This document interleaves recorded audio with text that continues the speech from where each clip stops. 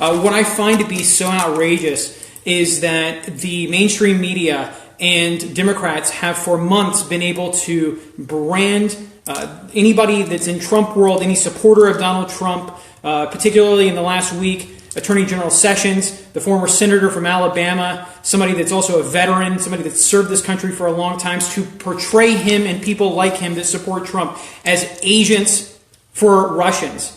It's an outrageous conspiracy theory that's not substantiated by facts whatsoever, but the mainstream media and Democrats have been able to get away with that for a long time. And when we start to stand up, and our President of the United States, who has access to more intelligence than anybody in the mainstream media would on this subject, stands up and says that he was a victim of wiretapping in the waning months of his election to President of the United States, somehow that's what's portrayed by the mainstream media as conspiracy theory. So you have manufactured stories on the left that are held up as fact, calling somebody like Sessions a Russian agent on one side. That's accepted by the mainstream media. But on the other side, you have the President of the United States saying that he was the victim of wiretapping or hacking, and somehow that's the conspiracy theory. It's totally unacceptable. I don't know where this came from. I can't believe that we're in this bizarro world. The left likes to say that, they like to portray fake news as this bastion of Trump world, like that we're all just a bunch of dumb minions that are just retweeting and sharing on Facebook every little fake article that comes across. But meanwhile, the mainstream media are the greatest, the producers of, they are a clearinghouse for this kind of stuff. And because they give it the stamp of approval of the New York Times, which has over a century's worth of brand equity, or the Washington Post, their fake news, their version of fake news, is somehow acceptable. We're in this bizarro, upside down world, and I'll give you an example of it. There's bias everywhere. So I was on Google earlier, okay, and I just was searching. I just typed in president, okay. I want to show you what I got, all right. This is an amazing result here. I just searched for presidents of the United States. All right, look at this. You got all of these former presidents of the United States with great portraits. And then you get to Donald Trump, and they pick a picture of him that makes him look like a buffoon, like somebody that we shouldn't take seriously. This is the subtle bias of the mainstream media. This is what they do. This is what they can get away with. And I consider Google the mainstream media. They are actually a leading news outlet. A lot of people, before they get to any sort of news, they either go to news.google.com, or they'll want to, they know that there's a new executive ban or a new executive order banning travelers from 6 majority Muslim countries, and they type in executive order Trump in Google, and they get subtle. They're the victims of subtle bias that Google sprinkles in. Same thing with Facebook. Same thing with Twitter. This is just the reality that we live in.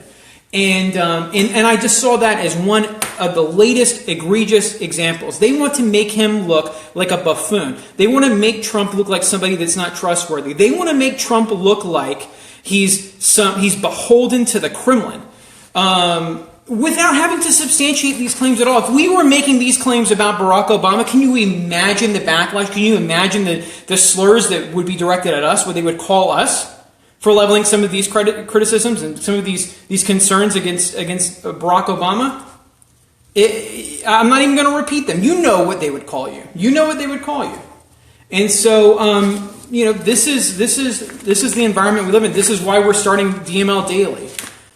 This is why the mainstream media is one of the least trusted institutions in the United States. This is why Nancy Pelosi's approval rating is in the low double digits. This is why Donald Trump's approval rating is far and away above anybody on the Democratic side of the aisle at this point in time, aside from somebody like Michelle Obama, who's not going to run for office anytime soon. Scarlett put up a good article on this, and I think kind of puts this into good terms. So if you go to DennisMichaelLynch.com and you look at poll, 43% approve of Trump, Pelosi not so much. It shows that 25% of people have a negative view of Trump, while 43% have a positive view of him. I think that these numbers are skewed. They're from the NBC News, Wall Street Journal. But even still, even with them being skewed, you can compare them to Nancy Pelosi's, and hers are in the total. They're in the dumps. Now let's get to this executive order. I think that he's proven exactly what the worth of this order is just by having the self-control to take a step back and recognize, you know what? We're not going to leave ourselves open to any more criticism. We're going to carefully craft this thing so that it's ironclad and so that the courts and Democrats cannot tear it apart going forward. And so what they did is, in the last few weeks while they've been rewriting this, the State Department and the Pentagon and the White House started working with one of the 7 countries that was originally banned, Iraq.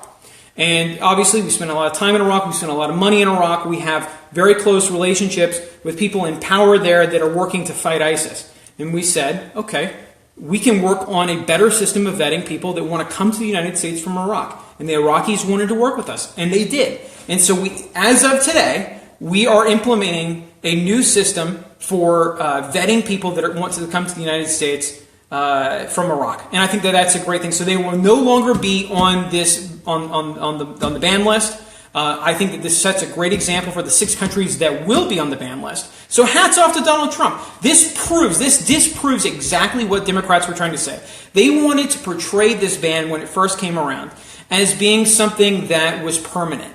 Like that Donald Trump wanted to permanently ban people from visiting the United States from 7 Muslim majority countries. They wanted to portray that as a Muslim ban. Now you and I know we're smart enough. We know we saw through that. We asked ourselves, well, if this was a true Muslim ban, why would we only be banning a small fraction of the Muslim world by just including these 7 countries? It wouldn't make any sense. If this was the Muslim ban, this would be the worst Muslim ban anybody could ever think of. Nobody would be that stupid to do that.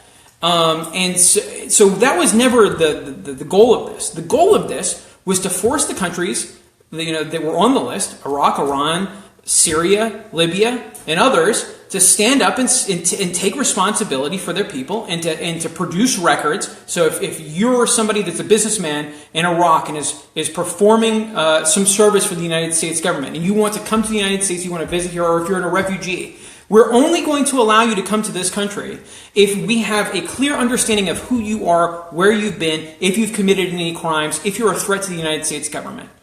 And when you're talking about a war zone like Syria, that's extremely hard to do. That's extremely hard to do. They don't have functioning roads.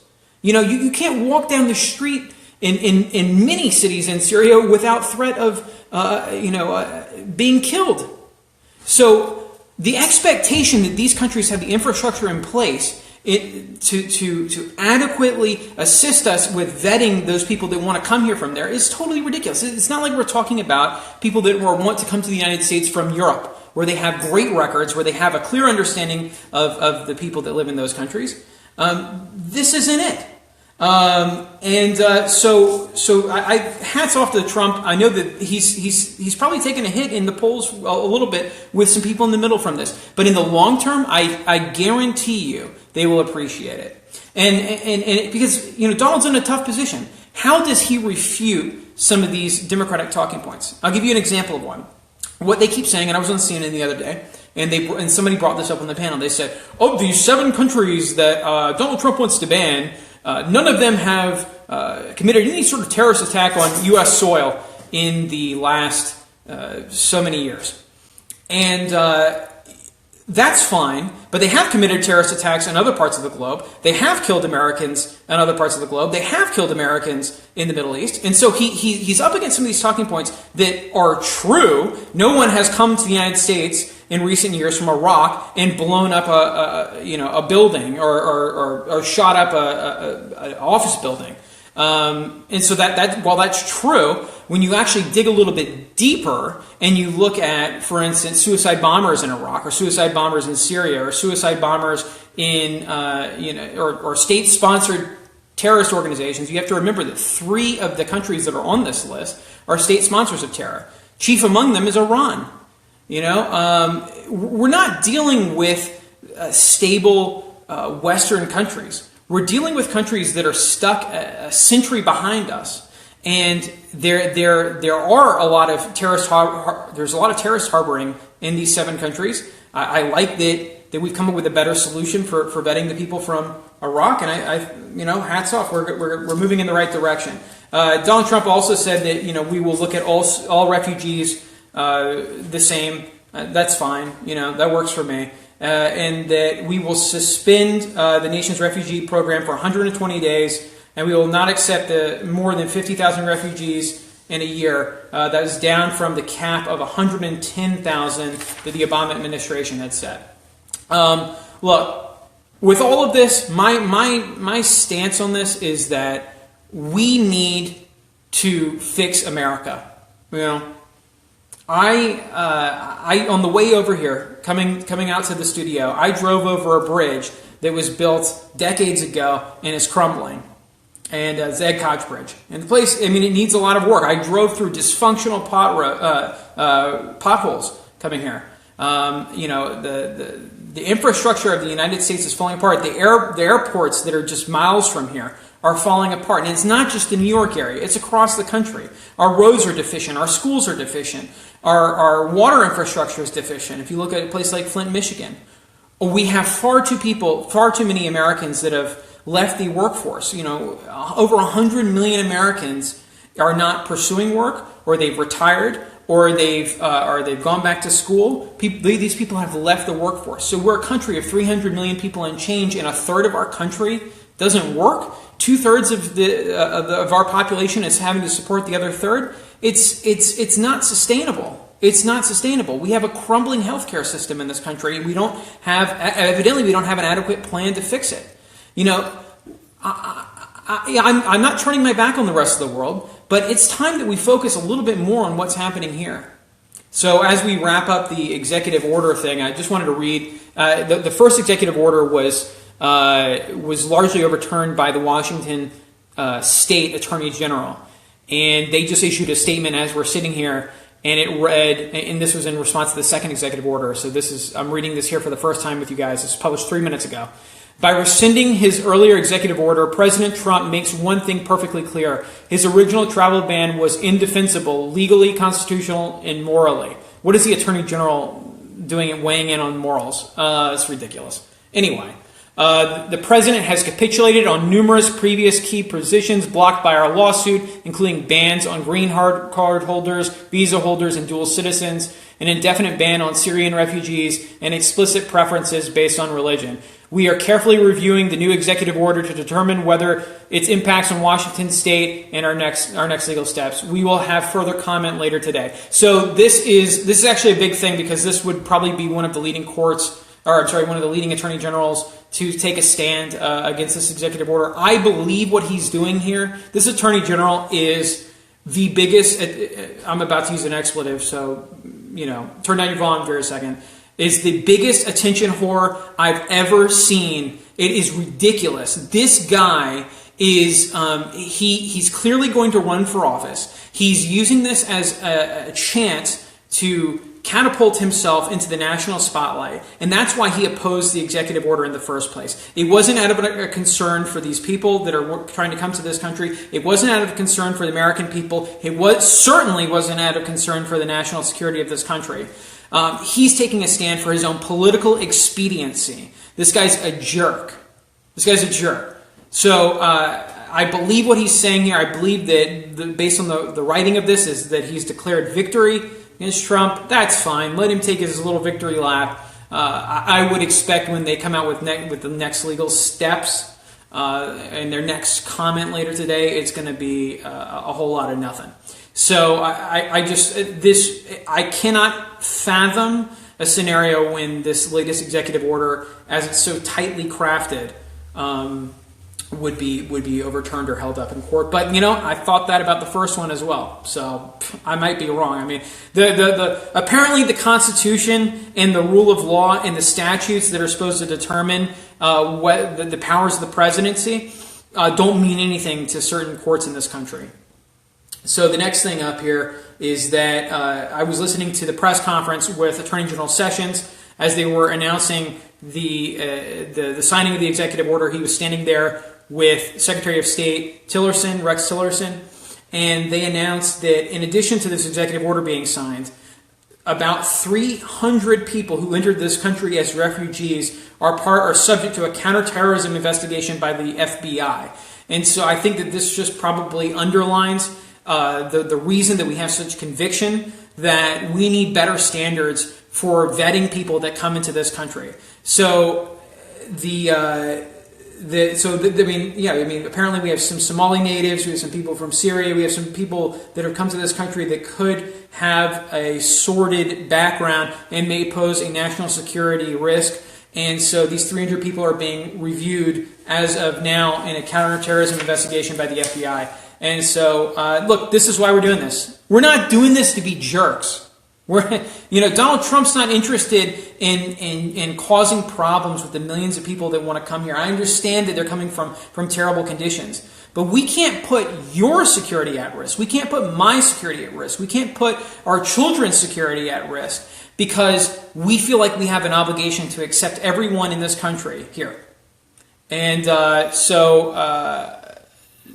here we go. I mean, let's keep moving here. I mean, I'm trying to lay as many facts on you guys as I can, but it's a lot. I know that we've covered a lot so far today, and the last thing I wanted to talk about was apparently in a breach of privacy, CNN had a camera pointed into the Oval Office, and they captured a fight or an argument, that's what they're saying, between Donald Trump, the chief of staff, and Steve Bannon. And apparently Ivanka and Jared were also in the room witnessing it. Now, this kind of bothers me. I know CNN, look, they obtained the video. They had a camera trained on the window from a long ways away. Apparently it was a telephoto lens or something like that. And so they were able to spy on what was happening in the Oval Office. And I understand that if they have that footage, I don't blame CNN for running it. But it gives me a bad feeling.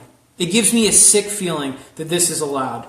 I can't blame them for running it for business reasons, but for moral reasons, I take issue with it, because what else can you capture from that vantage point?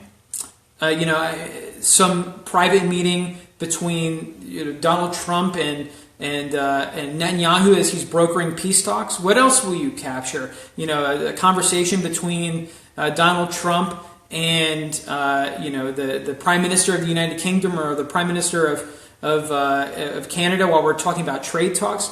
It gives me a bad feeling. It's a bad precedent to set, and I know that CNN would not do this to Barack Obama. They just wouldn't.